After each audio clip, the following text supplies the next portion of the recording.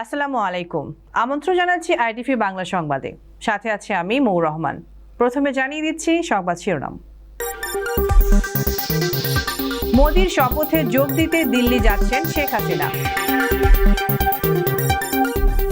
বিদেশে থাকলেও বেনজিরের বিচার চলবে, কাদের? আওয়ামী লীগকে ক্ষমতায় রাখার ডিফেন্ডার ছিলেন বেনজির, ফখরুল। 24 ঘন্টায় শতাধিক ফিলিস্তিনিকে হত্যা ইসরায়েলি বাহিনী। এতক্ষণ দেখছিলেন সংবাদ শিরোনাম, এবারে বিস্তারিত।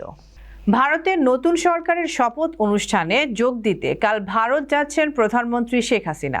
এর আগে বুধবার রাতে দেশটির প্রধানমন্ত্রী নরেন্দ্র মোদী টেলিফোনে শেখ হাসিনাকে শপথ অনুষ্ঠানে যোগদানের আমন্ত্রণ জানান। বুধবার রাতে শেখ হাসিনার সাথে টেলিফোনে আলাপের পর সাংবাদিকদের ব্রিফ করেন প্রধানমন্ত্রীর উপ প্রেস সচিব মোহাম্মদ নূরে ইলাহি মিনা। তিনি জানান, টানা তৃতীয়বার বিজেপির নেতৃত্বাধীন ন্যাশনাল ডেমোক্রেটিক অ্যালায়েন্স এনডিএ বিজয়ী হওয়ায় ভারতের প্রধানমন্ত্রী নরেন্দ্র মোদীকে বাংলাদেশের জনগণ, সরকার, প্রধানমন্ত্রীর ব্যক্তিগত ও পরিবারের পক্ষ অভিনন্দন জানিয়েছেন শেখ হাসিনা। এ সময় বাংলাদেশ এবং ভারতের মধ্যেকার সুপ্রতিবেশী সুলভ সম্পর্কের কথা উল্লেখ করে শেখ হাসিনা আশা প্রকাশ করে বলেন, নরেন্দ্র মোদীর নেতৃত্বাধীন ন্যাশনাল ডেমোক্রেটিক অ্যালায়েন্সের বিজয়ের মধ্য দিয়ে ভারতের জনগণ আরও এগিয়ে যাবে। এর আগে এনডিএর বিজয়ে অভিনন্দন জানানোয় সামাজিক যোগাযোগ মাধ্যম এক্স এ প্রধানমন্ত্রী শেখ হাসিনাকে ধন্যবাদ জানিয়েছেন নরেন্দ্র মোদী। সাবেক আইজিপি বেনজির আহমেদ বিদেশ থাকলেও তার বিচার চলবে, আর তিনি অপরাধ করলে এ বিষয়ে কোনো ধরনের আপোষ করবে না সরকার। ধানমন্ডিতে সংবাদ সম্মেলনে এসব জানিয়েছেন আওয়ামী লীগের সাধারণ সম্পাদক ওবায়দুল কাদের। সাধারণ সম্পাদক জানান, বিচারে অপরাধী প্রমাণিত হলে বেনজিরকে অবশ্যই দেশে ফিরে আসতে হবে। বেনজিরের দুর্নীতির খবর আগে কোনো গণমাধ্যমে প্রকাশ পায়নি। এ প্রশ্ন ছুড়ে দিয়ে তিনি আরও দাবি করেন, বিএনপি আমলেই প্রথম দুর্নীতি ও অর্থপ্রচার প্রাতিষ্ঠানিক রূপ পায়। বিএনপিকে অকর্মা দল আখ্যা দিয়ে তাদের ব্যর্থতার পেছনে মানি লন্ডারিংয়ে জড়িত নেতৃত্বকে দায়ী করেন ওবায়দুল কাদের। দাবি করেন, দেশ থেকে টাকা পাচারের সংস্কৃতি শুরু করেছিল বিএনপি সরকার। বিএনপি মহাসচিব মির্জা ফখরুল ইসলাম আলমগীর অভিযোগ করেছেন, আওয়ামী লীগকে ক্ষমতায় রাখার ডিফেন্ডার ছিলেন বেনজির। তিনি বিরোধী মতকে নিষ্ঠুরভাবে দমন করেছিলেন। বুধবার দুপুরে জাতীয় প্রেস ক্লাবে ওলামা দলের আলোচনা সভায় বিএনপি মহাসচিব আরও অভিযোগ করেন, ধর্মহীন রাষ্ট্র গড়তে চাচ্ছে আওয়ামী লীগ, যে কারণে আলেম, ওলামা ও ধর্মপ্রাণ মানুষের ওপর নির্যাতন করছে সরকার। আবারও একদলীয় বাকশাল প্রতিষ্ঠার জন্য ক্ষমতাসীনরা বিভিন্নভাবে কাজ করছে বলে অভিযোগ তার। তিনি আরও বলেন, শিক্ষার্থীদের স্কুল সিলেবাসে এমন অনেক পরিবর্তনই আনা হয়েছে যা এদেশের কৃষ্টি, কালচার আর ঐতিহ্যের সাথে যায় না। পুলিশের সাবেক আইজি বেনজির আওয়ামী লীগের কেউ না। আওয়ামী লীগ সাধারণ সম্পাদকের এমন বক্তব্যের সমালোচনা করেন বিএনপি মহাসচিব। প্রধান নির্বাচন কমিশনার কাজী হাসিবুল আওয়াল জানিয়েছেন, 4 ধাপের উপজেলা নির্বাচনের ভোট শান্তিপূর্ণ হয়েছে। কমিশন সন্তুষ্ট। জানান, শেষ ধাপের নির্বাচনে ভোটার উপস্থিতি 34.33%। সহিংসতায় আহত হয়েছেন 11 জন। আগারগাঁয়ে নির্বাচন কমিশন কার্যালয়ে ব্রিফিংয়ে এসব তথ্য জানান সিইসি। এর আগে এদিন সকালে 4র্থ ধাপে দেশের 60 উপজেলায় ভোট গ্রহণ শুরু হয়, যা চলে বিকেল 4টা পর্যন্ত। সকাল 8টা থেকে শুরু হয়ে দক্ষিণ চট্টগ্রামের লোহাগড়া ও বাঁশখালী উপজেলায় ভোট গ্রহণ শান্তিপূর্ণভাবে শেষ হয় বিকেল 4টায়। এদিকে রংপুরের তারাগঞ্জ ও বদরগঞ্জ উপজেলায় স্বতঃস্ফূর্তভাবে ভোট দিয়েছেন ভোটাররা। প্রতিদ্বন্দ্বিতা করেছেন 4 চেয়ারম্যান সহ 19 প্রার্থী। বরিশালের বানারীপাড়া, বাবুগঞ্জ ও উজিরপুর উপজেলা পরিষদ নির্বাচন শেষে এখন চলছে গণনা। গাজায় বেসামরিক অবস্থানে হামলায় নজিরবিহীন বর্বরতা জারি রেখে 24 ঘন্টায় শতাধিক ফিলিস্তিনিকে হত্যা করেছে দখলদার ইসরায়েলি বাহিনী। আর লেবাননেও হিজবুল্লাহর বিরুদ্ধে জোরদার অভিযানের প্রস্তুতি নেওয়া হয়েছে বলে হুঁশিয়ারি করেছে ইসরায়েলের প্রধানমন্ত্রী বেনিয়ামিন নেতানিয়াহু। সেন্ট্রাল গাজায় বুরেইজ শরণার্থী শিবির লক্ষ্য করে বিমান হামলায় পাশাপাশি কামানের গোলা ছুড়েছে ইসরায়েলের স্থলবাহিনী। হামলা হয়েছে ওই অঞ্চল অবশিষ্ট আবাসিক ভবন লক্ষ্য করে। আহত 3 শতাধিক ফিলিস্তিনিকে নিয়ে যাওয়া হয় কাছাকাছি থাকা চিকিৎসা কেন্দ্রগুলোয়। আল আকসা হাসপাতাল কর্তৃপক্ষ জানিয়েছে, হতাহতের বড় একটি অংশ নারী ও শিশু। ইসরায়েলের অবরোধে চিকিৎসা সরঞ্জামের অভাবে চরম বিপর্যয়কর এক পরিস্থিতি তৈরি হয়েছে সেখানে। এ নিয়ে টানা ৮ মাসে হত্যা করা হলো ৩৬,৬০০-র বেশি ফিলিস্তিনিকে। শুধু গাজা নয়, লেবাননেও চরম অভিযানের হুঁশিয়ারি দিয়েছেন ইসরায়েলের প্রধানমন্ত্রী নেতানিয়াহু। লেবানন সীমান্তে গিয়ে বলেন, হামলা হবে হিজবুল্লাহর অবস্থানে। ফিলিস্তিনকে স্বাধীন ও সার্বভৌম রাষ্ট্র হিসেবে আনুষ্ঠানিকভাবে স্বীকৃতি দিয়েছে ইউরোপের আরেক দেশ স্লোভেনিয়া।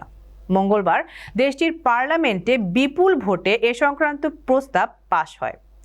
পার্লামেন্টের ৯০ আইন প্রণেতার মধ্যে ৫২ জন প্রস্তাবটির পক্ষে ভোট দেন।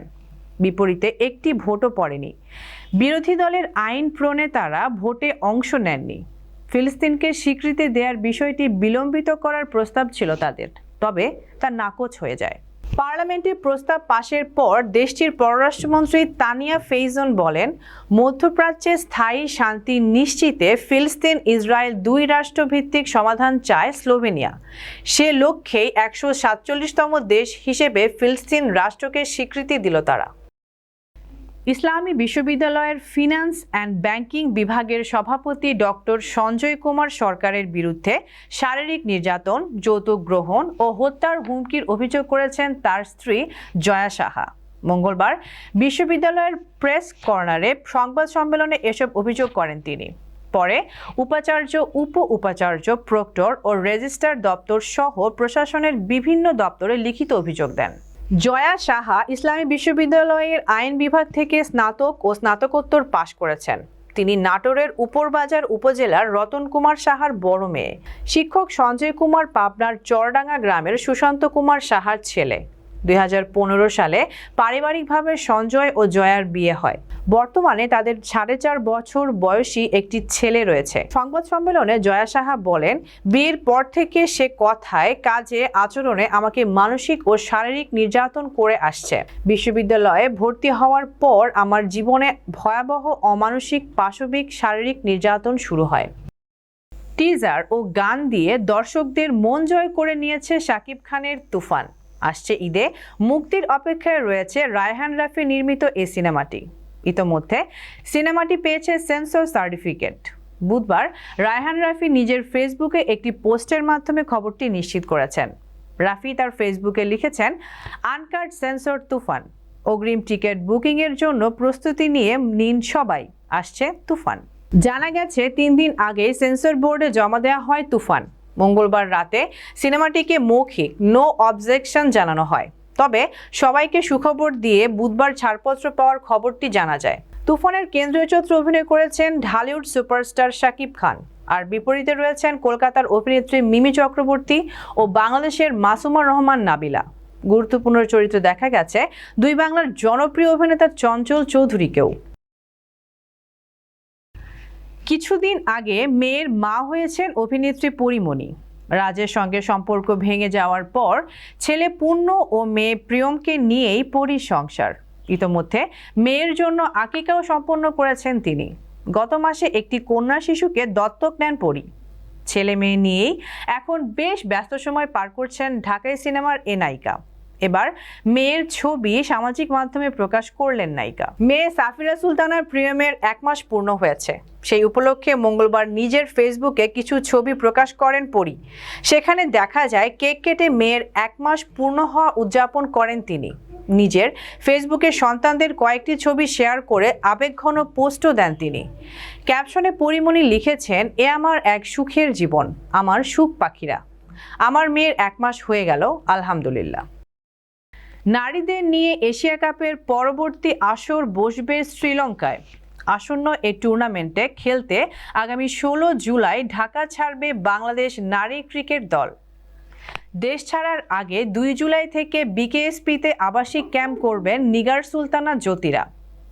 সেখানে চলমান নারীদের লিগ থেকে সেরা খেলোয়াড়দের নিয়ে গঠিত বেস্ট অফ প্রিমিয়ার লিগ দল এবং অনূর্ধ্ব ১৯ নারী দলের বিপক্ষে ৫টি প্রস্তুতিমূলক টি-20 ম্যাচ খেলবে টাইগার্সরা। এ প্রসঙ্গে নারী ক্রিকেটের head of operations Habibul Bashar বলেন, এই ম্যাচগুলোর পারফরম্যান্স দেখেই এশিয়া কাপ ও ঘরের মাঠে অনুষ্ঠেয় বিশ্বকাপের দল সাজানো হবে। বাশার বলেন, মেয়েরা এখন প্রিমিয়ার লিগে 50 ওভারের ম্যাচ খেলছে। এশিয়া কাপ ও বিশ্বকাপ দুটোই টি-20 সংস্করণে। আরও কিছু টি-20 ম্যাচ খেললে ভালো হবে। পাশাপাশি এই ম্যাচগুলোতে প্রিমিয়ার লিগের পারফর্মারদেরও দেখার সুযোগ পাবো। শেষ করছি আইটিভি বাংলার রাতের সংবাদ। শিরোনামগুলো জানিয়ে দিচ্ছি আরও একবার। মোদির শপথে যোগ দিতে দিল্লি যাচ্ছেন শেখ হাসিনা। বিদেশে থাকলেও বেনজিরের বিচার চলবে, কাদের? আওয়ামী লীগকে ক্ষমতায় রাখার ডিফেন্ডার ছিলেন বেনজির, ফখরুল। 24 ঘন্টায় শতাধিক ফিলিস্তিনিকে হত্যা ইসরায়েলি বাহিনী।